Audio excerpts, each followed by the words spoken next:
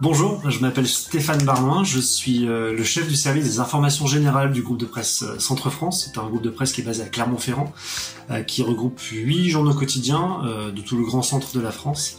Moi je travaille à Clermont-Ferrand au siège du journal La Montagne, et donc 7 autres journaux font partie de ce groupe.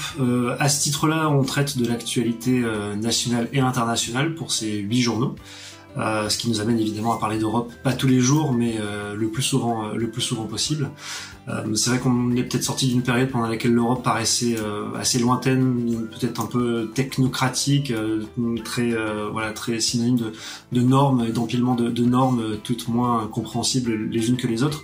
J'ai le sentiment qu'on a un petit peu changé d'époque peut-être, notamment avec la crise du Covid qui a vraiment peut-être remis l'Europe et le sens de l'Europe au cœur du débat médiatique en tout cas, avec notamment le plan de relance très important qui a été voté et validé à l'échelle européenne, avec notamment l'entente franco-allemande autour de ce plan de relance qui a vraiment peut-être redonné du concret, redonné une forme d'élan dans l'esprit des gens par rapport à l'image qu'ils ont de l'Europe. La crise du Covid, c'est un petit peu effacé.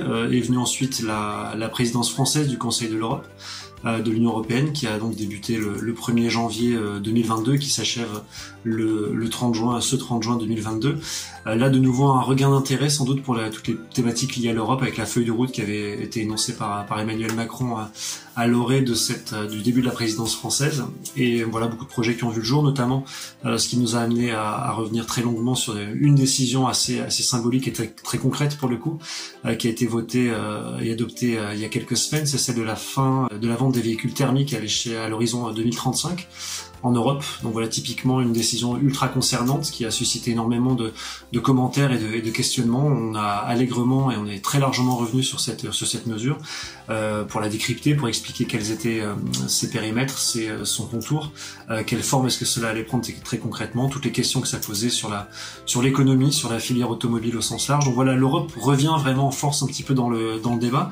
Je pense qu'on commence à percevoir une forme un nouveau regard peut-être plus positif sur ce qui se passe à l'échelle européenne. Il y a peut-être un effort de pédagogie aussi supérieur qui a été fait au niveau des instances, avec les enjeux climatiques également qui sont très prégnants et où on sait que beaucoup de choses se jouent à l'échelle européenne. Je pense que ça joue aussi dans le fait que l'Europe revienne comme ça dans le débat.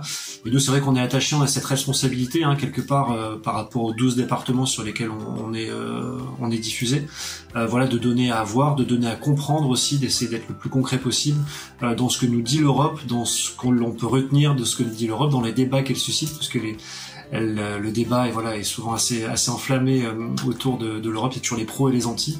Nous, on n'est pas là pour dire ce qu'il faut penser de l'Europe, mais simplement pour donner des clés de compréhension aux gens. Et c'est ce qu'on essaye de faire en parlant, je dirais peut-être à fréquence de 2 ou 3 fois par semaine au moins. On a un papier sur l'Europe dans notre séquence, dans les 8 journaux du groupe de presse Centre France.